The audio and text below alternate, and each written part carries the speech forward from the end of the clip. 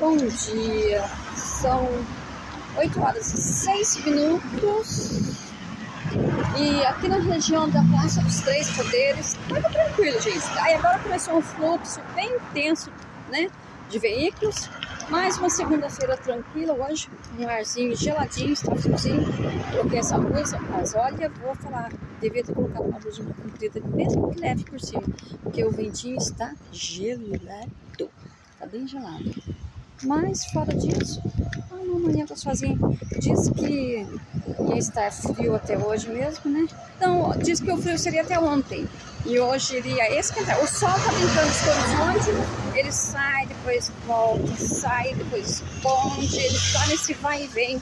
Mas o que está predominante mesmo nesta manhã de segunda-feira é o vento frio. A Prefeitura Municipal de Jacareí está ao lado ali a Câmara Municipal e lá do outro lado fala, vai.